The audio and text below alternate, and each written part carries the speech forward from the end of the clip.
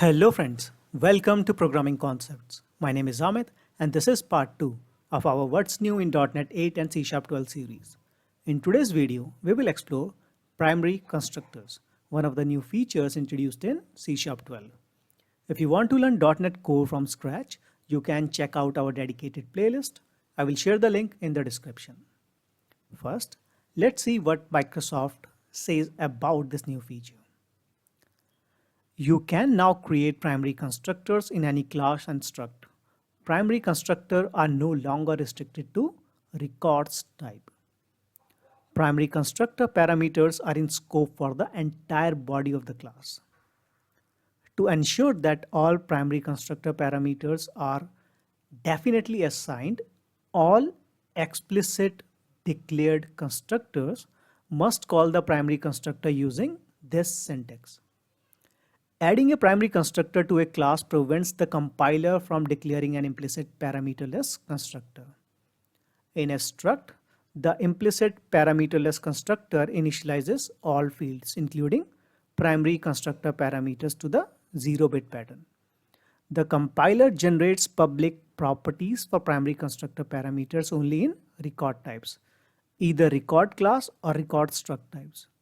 Non-record classes and struct might not always want this behavior from primary constructor parameters. If this doesn't make sense right now, don't worry, it's super simple. Let's head over to Visual Studio where I have already created a console application in .NET 8 and a class called employee for demo purposes. We will cover a few scenarios one by one.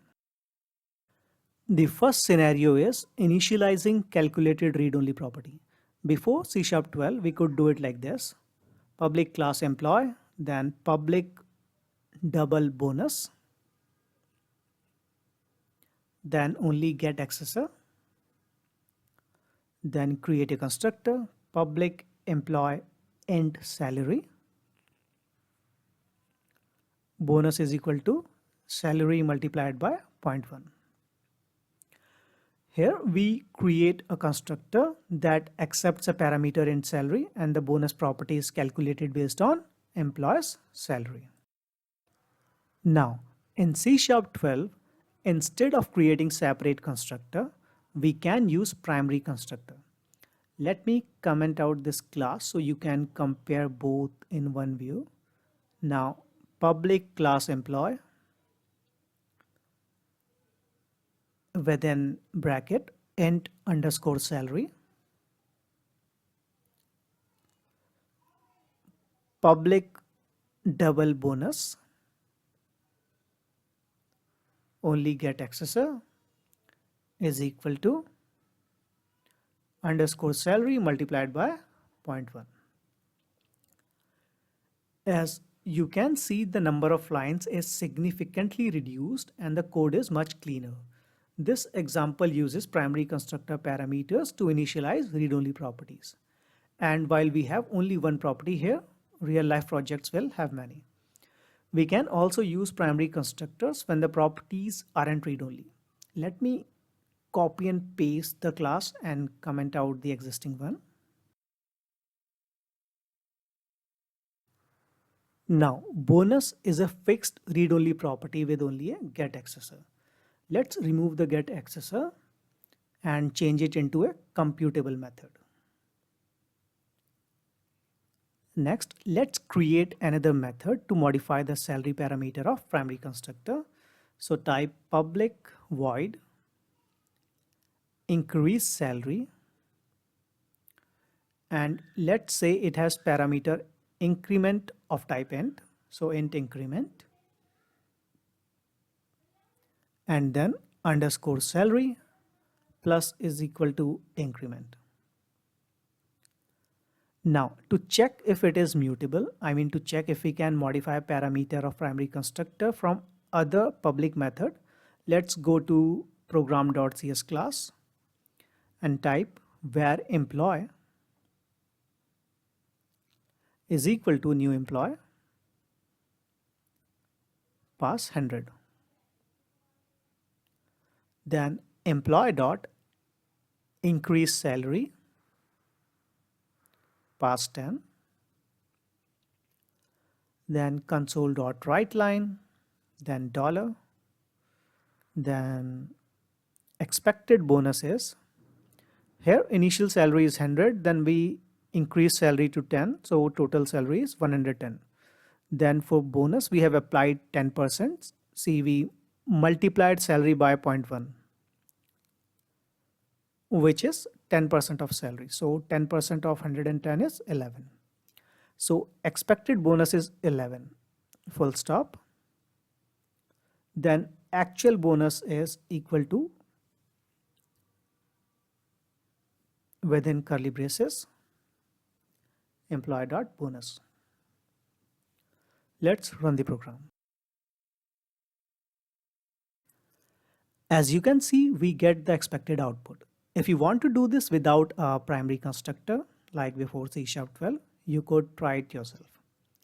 We covered two examples, the such that operator designated an expression boil get accessor, while the equal to operator designated as initializer. Now, what if I want to add more constructor to this class? Let's try that. Type CTOR and hit tab. You will see an error. A constructor declared in a type with a parameter list must have this constructor initializer. We can have multiple constructor along with the primary constructor, but we must always use this keyword initializer, which ensures that the primary constructor is always called and all necessary data to create the class is present. For example, if you are using an empty constructor and your base constructor expects a salary, you can provide default salary using this. So let's pass 1000 within this. See? Or if you want more parameters like int salary, int department ID, you can pass salary to the base constructor instead of hard coding a value. Let's do it. So type int salary, comma int department ID, DEPT ID, and pass salary to the base constructor. Simple, extremely simple. Now, another scenario is around dependency injection. We can also use primary constructor for dependency injection. First, let's see how we have done it so far. So let me add a new class service. Let's create an interface, IDI service.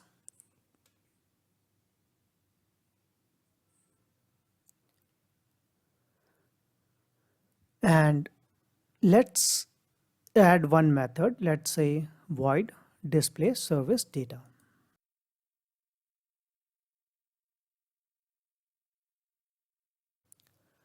For class, change internal to public. Then create a constructor, so CTOR tab. And let's inject dependency via constructor, so IDI service. Let's name it DI service. And to locally available this service, we need a local variable. So type private read-only IDI service. Let's name it underscore DI service. And assign this parameter to this local variable. Then we need to create another method to use this service. So type public void display data. Then underscore DI service dot display service data. This is the traditional way, but it still works in C# 12. Now let's see how to achieve the same result with the primary constructor. So let me just copy and paste the service class. Rename it to service1 and remove the local variable and constructor. Now within the class declaration, add IDI service underscore DI service. And that's it. And you can see the code is much cleaner now.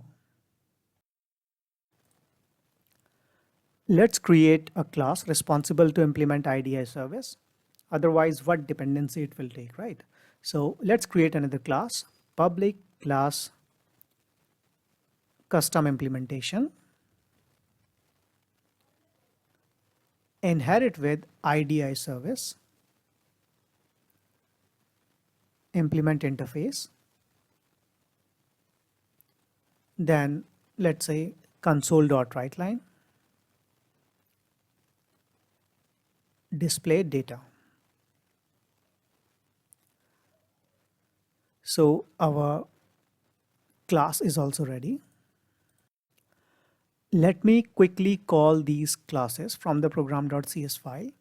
I already wrote code to inject the dependency, so let me just copy and paste it here.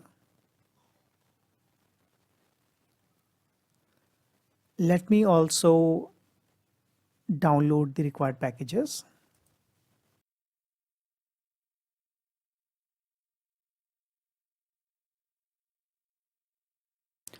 So here in step 1, we set up the DI container. And step 2, we resolve and use service class. And step 3, we resolve and use service one class. Simple, extremely simple. Let me run the program. And you can see we have the desired output. Let's summarize the primary constructor. I'm going to use statements from Microsoft. So you can add parameters to a struct or class declaration to create a primary constructor. Primary constructor parameters are in scope throughout the class definition. It's important to view primary constructor parameters as parameters even though they are in scope throughout the class definition. Several rules clarifies that they are parameters. First is, primary constructor parameters may not be stored if they aren't needed. Second, primary constructor parameters aren't member of the class. For example, a primary constructor parameter named param can't be accessed as this.param. Okay, so we haven't covered this part. Let's quickly cover this as well. Let's go to employee class in Visual Studio. Here you can see underscore salary is parameter of primary constructor. So as per definition, primary constructor parameters are a member of the class and they cannot be accessed via this dot parameter name.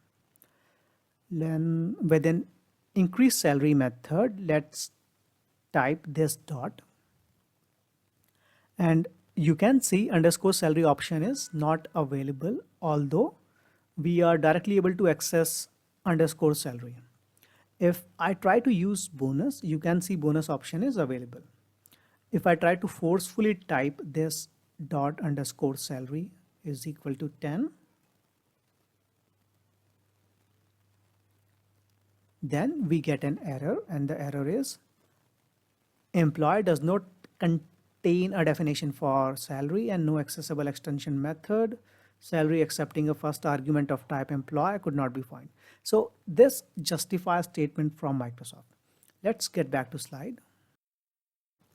Next is primary constructor parameters can be assigned to. Let's go to Visual Studio, and we have already seen here we increment salary. Simple.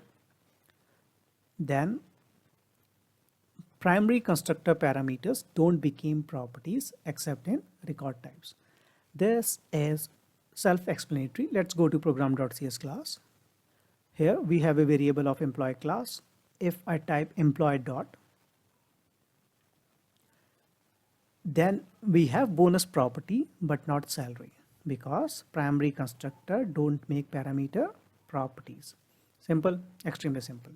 So that's it for this video. I hope you liked the content. If you have any questions related to the content of this video, feel free to ask me in the comments. Thank you for watching.